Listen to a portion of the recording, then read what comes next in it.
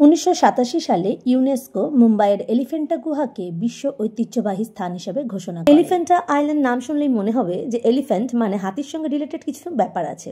নিশ্চয়ই, তা তো আছেই। আজ আমরা যাব এলিফ্যান্টা আইল্যান্ডে, সেখানে দেখব এলিফ্যান্টা কেভ, আরও কত কি। সারাটা দিন আমরা কি কি দেখলাম, কোথায় কি খরচা হলো, সবটাই দেখাবো এই ভিডিওর মাধ্যমে। ভিডিওটি কোনো রকম কোনো স্কিপ না করে দেখতে থাকুন। আজকে মুম্বাইতে আমাদের দ্বিতীয় দিন এবং শেষ দিন, কারণ রাতে আমরা মুম্বাই ছেড়ে চলে যাচ্ছি। মুম্বাইতে এসে আমরা যে হোটেলটাতে ছিলাম সেই হোটেলের আমরা রুম ট্যুরটা দিতে পারিনি, তো এখন সেটাই দিচ্ছি। যদিও আগেই বলে রাখি, রুমে এখন সমস্ত জামা কাপড় সবকিছু ছড়ানো ছিটানো রয়েছে, দেখতে একটুও ভালো লাগবে না।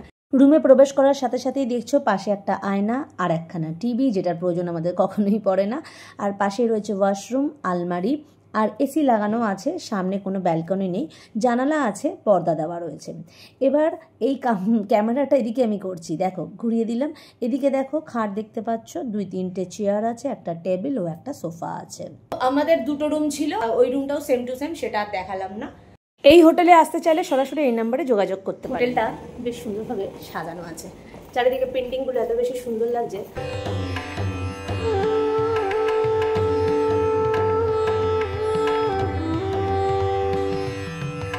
আমরা আমাদের জার্নি শুরু করে ফেলেছি। এখন আমরা যাচ্ছি এলিফ্যান্টা আইল্যান্ড। এখন আমরা যাচ্ছি এলিফ্যান্টা আইল্যান্ড। তো সাথে থাকো, দেখতে থাকো ব্লগটা।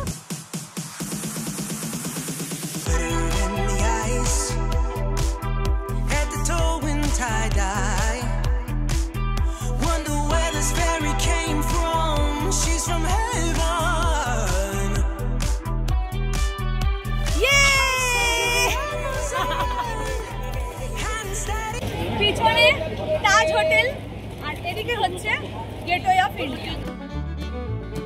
এখন প্রশ্ন হলো এলিফ্যান্টা কেভে যাবেন কিভাবে। সেখানে যেতে হলে মুম্বাইয়ের সবচেয়ে কাছের যে রেল স্টেশন সেখানে এসে সেখান থেকে ট্রেন ধরে ছত্রপতি শিবাজি বাস টার্মিনাসে আসতে হবে। সেখান থেকে বাসে করে গেটওয়ে অফ ইন্ডিয়া চলে আসুন। এখানে এসেই ফেরিবোটের জন্য টিকিট কাউন্টারে এসে টিকিট কেটে নিন। আমাদের পড়েছিল 290 টাকা করে, তবে এই টিকিটের দাম কিন্তু পরিবর্তনশীল। তো তোমাদের ভিডিওটা কেমন লাগছে খুব জানতে আগ্রহী, মন ভরে কমেন্ট করো। ওকে, তো আমরা এখন যাচ্ছি এলিফ্যান্টা কেভের দিকে। এখন বাজে 11টা। সকাল 9টা থেকে দুপুর 3টে অবধি এখানে টিকিট দেওয়া হয়। টিকিটটা কিন্তু অবশ্যই যত্ন করে রাখবেন, কারণ এই টিকিটেই আবার ফিরতেও হবে। কেউ বলছে 10 মিনিট, কেউ বলছে 15 মিনিট, কেউ আবার বলছে আধ ঘন্টা অন্তর অন্তর এখান থেকে বোট ছাড়ে। তবে আমি মোটামুটিভাবে যেটা বুঝলাম যে বোট ভরে গেলেই ছেড়ে দেয় এখান থেকে। আমাদের বোট ছেড়ে দিল, এখন বাজে 11:25। নৌকা, লঞ্চ, স্টিমার, জাহাজ যেটাই হোক না কেন, জলের বুকে ভেসে থাকার মজাটাই আলাদা। আর সেটা স্পেশালি যদি হয় গেটওয়ে অফ ইন্ডিয়া থেকে। মনের আলমারির একটা ছোট্ট কোনো লকারে এই দৃশ্য চিরস্মরণীয় হয়ে থাকবে। একটা দোকান রয়েছে, সেই ওটা কিন্তু আপনি চাইলেই কিনতে পারেন কিছু স্ন্যাক্স, কিছু ড্রিঙ্কস। তবে হ্যাঁ, 5-10 টাকা করে অবশ্যই বেশি দিতে হবে। আপনি চাইলেই বোটে ওঠার আগেই আপনার সাথে কিছু খাবার নিয়ে উঠতে পারেন। একটা জিনিস আমার কাছে একটু অবাক লাগলো যে কোনো যাত্রীকেই লাইফ জ্যাকেট পরিয়ে কিন্তু বোটে তোলেনি। তবে হ্যাঁ, বোটের মধ্যে অনেক লাইফ জ্যাকেট রয়েছে, সেটা আমি অবশ্যই দেখলাম। এখন এবার এই জার্নিটাকে একটু আমি উপভোগ করি, সাথে আপনারাও থাকুন আর এই জার্নিটাকে উপভোগ করুন। টিকিট দামটা 15 টাকা, এখানে 20 টাকা, মানে 5 টাকা করে বেশি নিচ্ছে।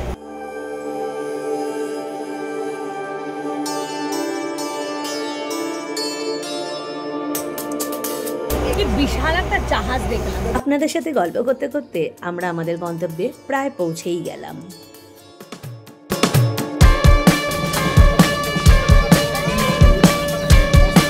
1 ঘন্টার ওপর সময় লাগলো। 11:20-তে ছেড়েছিল আর এখন আমরা এসে পৌঁছলাম 1:45 বাজে। বোট থেকে নামার পর এখানে কয়েক রকম খাবারের দোকান পাবেন, তবে কখনোই ভাত রুটির আশা করবেন না। বিভিন্ন রকম ফল দিয়ে 50 টাকা করে প্লেট, আপনি চাইলে ট্রাই করতেই পারেন। মিনি ট্রেন বা এই টয় ট্রেনের টিকিট কেটে ওয়েট করছে অনেক যাত্রী। জানি না সবাই একই সঙ্গে ওই ট্রেনে উঠতে পারবে কিনা।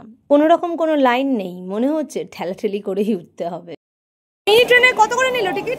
18 টাকা। ট্রেনটা ছাড়লো সবে, বেশ ভিড় ছিল, ঠেলাঠেলি করে ওঠা হয়েছে। না উঠতে পারলে পরে ট্রেনের জন্য ওয়েট করতে হবে। তো আমরা উঠে পড়েছি ঝটপট করে সবাই একসাথে। যদিও এই মিনি ট্রেনের জার্নিটা খুবই ছোট্ট, তবু আমি বলবো এই ট্রেনে অবশ্যই চড়বেন। 2 দিকে সমুদ্রের মাঝে এই ট্রেনের জার্নিটা দারুণ উপভোগ করবেন আর নিমিষের মধ্যে আপনি পৌঁছে যাবেন আপনার গন্তব্যে। Mini train, mini journey. এই টয় ট্রেনের জার্নিটা ওয়ান ওয়ে রুট। 5 থেকে 7 মিনিটের বেশি একদমই হবে না। আপনারা চাইলে ট্রেন ইউজ না করে পায়ে হেঁটে অবশ্যই চলে আসতে পারেন। এলিফ্যান্টা কেভের গেটের মুখে আসার আগে আপনাকে মোটামুটি 10-15 মিনিট হেঁটে আসতে হবে। কোথায় ঢুকলাম? বোট থেকে নামলাম আমরা 1:45, এখন বাজে 1:10।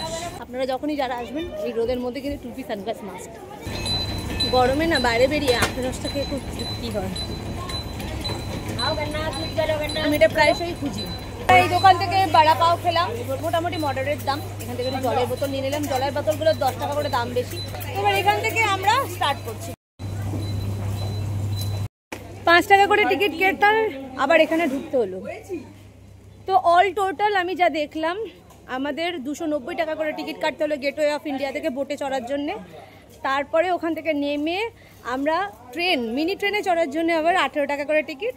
তারপরে এখানে ট্রেন আমাদের যেখানে ছাড়লো সেখান থেকে আবার 5 টাকা করে টিকিট। দেখি আর কোথায় কোথায় টিকিট কাটতে হয়। এলিফ্যান্টা গুহা দেখতে আসা মানেই যে শুধু গুহা দেখা তা কিন্তু নয়। গুহার গেট পর্যন্ত যাওয়ার আগে দুই দিকে এই দোকানগুলি আপনি কখনোই এড়াতে পারবেন না। মনে হয় আপনি আপনার কিছু বেশ প্রয়োজনীয় জিনিস এখানে পেয়ে যেতে পারেন। দোকানে থাকা সুন্দর সুন্দর কিছু গিফট আইটেম আপনার নজর কাড়তে কিন্তু যথেষ্ট। টিকিট কাউন্টার থেকে টিকিট কেটে প্রায় 120খানা সিঁড়ি বেয়ে উঠতে হবে ওপরে। যারা সিঁড়ি বেয়ে উঠতে পারেন না তাদের জন্য পালকির পরিষেবাও আছে। আমার হাজবেন্ড বলছে তাড়াতাড়ি চলো তাড়াতাড়ি চলো। দুই দিকে এত সুন্দর সুন্দর দোকান, দোকানগুলোর দিকে তাকাতে তাকাতে যেতে যেতে দেরি তো একটু হয়েই যায়। ওয়াও, এগুলো দেখো কি সুন্দর।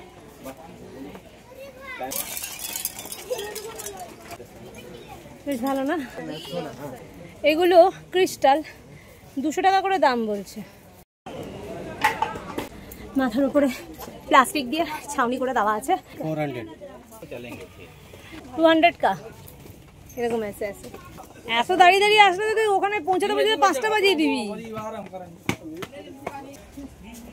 চারিদিকে এত জিনিসের সম্ভার, সত্যি দেখতে দেখতে চোখ ধাঁধিয়ে যাচ্ছে। খুবই সুন্দর সুন্দর জিনিসগুলো রয়েছে এখানে। এখানে দারুণ গিফট আইটেম আছে, তবে এক একটা 100 টাকার দাম। অবশেষে আমরা পয়েন্টে এসে পৌঁছালাম। প্রায় 20 মিনিট মতন হাঁটতে হবে। এবার যে যত রেস্ট নিতে নিতে আসবে তার সময়টা ততটা বেশি লাগবে, এটা স্বাভাবিক কথা। তবে রেস্ট নিতেই হবে, কারণ বুঝতেই পারছি উঁচু উঁচু সিঁড়ি। এখন এবার সামনে যাবো। ও কি হয়েছে? আবার কিসের টিকিট? চলো দেখি। এখানে এসে একরকম ফেসে গেলাম। এখানে টিকিট কাটতে হবে কিন্তু উইদাউট স্ক্যান টিকিট হচ্ছে না, আর স্ক্যান করার জন্য নেটওয়ার্ক নেই। তাহলে বোঝো ঠেলা কি করবো এবার? এখানে চারিদিকে ভিড় বেড়ে গেছে। এটা তো ঠিক না, না এতটা হেঁটে এসে এখন যদি এর জন্য আমাদের সময় নষ্ট, আমাদের তো সবারই সময়ের দাম আছে। ये पहले ही कर दिया होता तो कितना अच्छा होता ना। सब तो यहाँ पे ही है, कौन ऑनलाइन किया हुआ ही तो नहीं।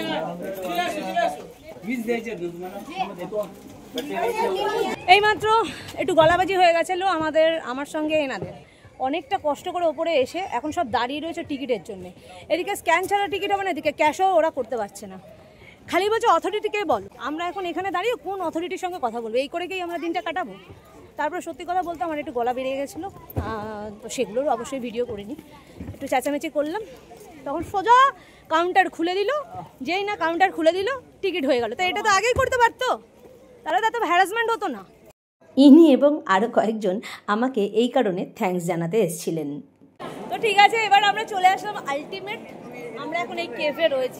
গেটওয়ে অফ ইন্ডিয়া থেকে ফেরিতে প্রায় 1.25 ঘন্টা জার্নি করার পর 5 থেকে 7 মিনিট টয় ট্রেনে চড়ার আনন্দ উপভোগ করে প্রায় 20 মিনিট ধরে 120টা সিঁড়ি অতিক্রম করে টিকিট কাউন্টারের সামনে একটু ঝগড়াঝাটি করে অবশেষে উপস্থিত হলাম এই এলিফ্যান্টা গুহায়। এলিফ্যান্টা দ্বীপটির স্থানীয় নাম ছিল ঘাড়াপুরি বা ঘোড়াপুরি, যার অর্থ গুহার শহর। এই দ্বীপে একসময় বিশাল এক পাথরের হাতির মূর্তি পাওয়া গিয়েছিল, তাই পর্তুগিজরা এই দ্বীপটির নামকরণ করেছিলেন এলিফ্যান্টা দ্বীপ। যদিও সেই হাতির মূর্তিটি বর্তমানে মুম্বাইয়ের জিজামাতা গার্ডেনে রাখা আছে। মুম্বাইয়ের এই ঐতিহাসিক গুহাটি প্রধানত হিন্দু দেবতা শিবকে উৎসর্গ করা হয়েছে। 5ম থেকে 8ম শতাব্দীর মধ্যে নির্মিত এই গুহাগুলি মূলত 2টি টিলার ওপর অবস্থিত এবং পাথরে খোদাই করা ভাস্কর্যগুলোর জন্য বিখ্যাত। তবে এই গুহাগুলো কবে এবং কারা তৈরি করেছিলেন তা নিয়ে কিন্তু মতভেদ আছে। এখানে মোট 7টি গুহা আছে, তার মধ্যে 5টি হলো হিন্দু গুহা এবং 2টি বৌদ্ধ গুহা। হিন্দু গুহাগুলির প্রধান দেবতা হচ্ছে শিব।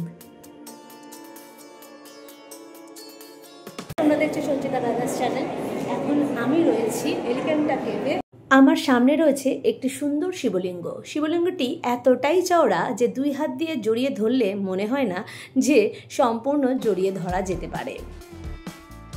ব্রহ্মা, বিষ্ণু ও শিবের মুখ সমন্বিত করা এই বিশাল মূর্তিটি হচ্ছে শিবের ত্রিমূর্তি। এটি এখানকার বিশেষ উল্লেখযোগ্য একটি ভাস্কর্য। এলিফ্যান্টা কেভ দেখে বেরোনোর পর বাঁদিকে একটি রাস্তা উপর দিকে উঠে গেছে ক্যানন হিল যাওয়ার রাস্তা। যদিও অনেকেই এটা দেখতে যায় না, কিন্তু আমি যাব। এরকম রাস্তা লেখা আছে তো 10 মিনিট লাগবে, তবে আমার মনে হয় না 10 মিনিট লাগবে, আরও বেশিই লাগবে। আমি একাই যাচ্ছি, ছেলেরা কেউ আসবে না। হাজব্যান্ডে বলে তুমি একা যাও, তারও আসার একদমই ইচ্ছা নেই, বলছে যে আর ভাল লাগছে না। এখন বাজে 3:10ও হয়নি, দেখি কত তাড়াতাড়ি উঠতে পারি।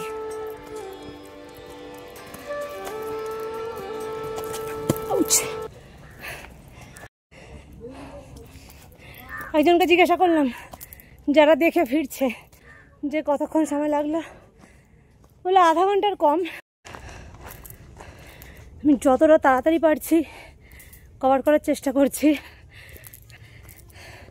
কারণ আমার ফ্যামিলি নিচে বসে আছে। জানি না আমার হাজব্যান্ড আবার চলেও আসতে পারে, যেহেতু আমি একা একা এসেছি, আর নাও আসতে পারে, কারণ ওর শরীরটা ঠিক ভালো লাগছে না। তো আমি ভাবলাম আসলাম আর একটুখানির জন্য এটা ছেড়ে রেখে চলে যাব। দেখি, উঁচুতে উঠতে গেলে তো কষ্ট হয়, সবারই হয়। সো বেশি কথা এখন বলছি না, পৌঁছে নি তারপরে কথা বলছি। অলরেডি 5 মিনিটের বেশি হেঁটে ফেলেছি, তো একটা জায়গায় এসে একটু দাঁড়ালাম, দেখাচ্ছি জায়গাটা কেমন দেখাচ্ছে। এই যে আই থিঙ্ক ওখান থেকে বোটগুলো ছাড়ছে।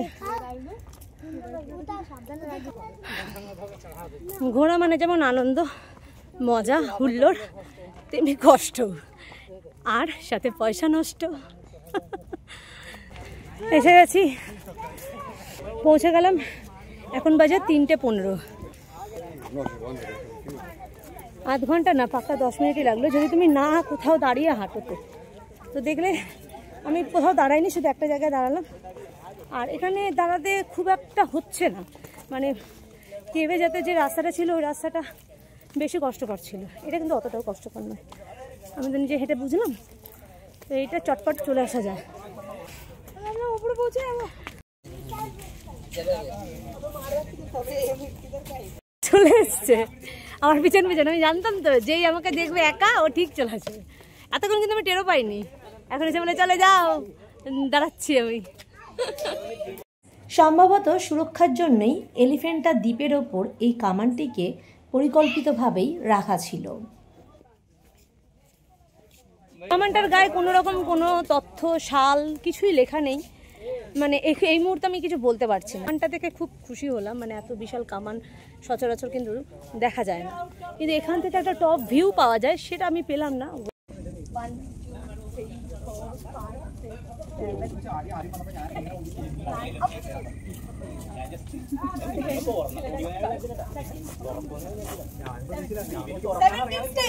অনেকটা তাড়াহুড়ো করেও ঘোরার পরেও আমরা 4 ঘন্টা প্রায় কাটিয়েই ফেললাম। সো তোমরাও এটা জেনে রাখবে, মোটামুটি এলিফ্যান্টা কেভ ঘুরতে গেলে না 4 থেকে 5 ঘন্টা লেগেই যায়। এলিফ্যান্টা কেভ থেকে রিটার্ন যাচ্ছি, এবারে যাওয়ার সময় একসঙ্গে সিট পাইনি, যে যেরকম কেটেছি উঠে পড়েছি।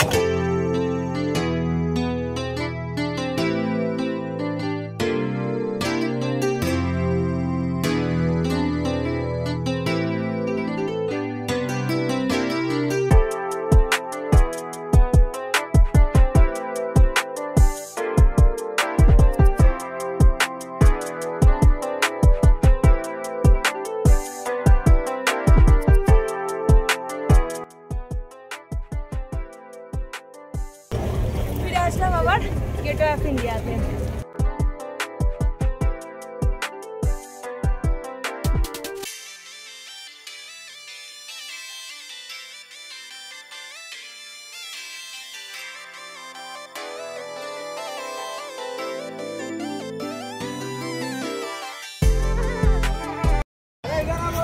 এলিফ্যান্টা কেভ থেকে সোজা চলে আসলাম জুহু বিচ।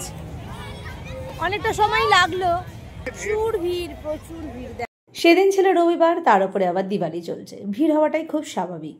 এসেছি যেই টানে, আসার পর আমি খুব একটা, এটা আমার পার্সোনাল ওপিনিয়ন, তোমরা কেউ কিছু খারাপভাবে নিও না, আমার যেন খুব ভালো লাগছে না, কারণ এত বেশি ঘিঞ্জি আর ঠিক এনজয় করতে পারছি না ব্যাপারটা।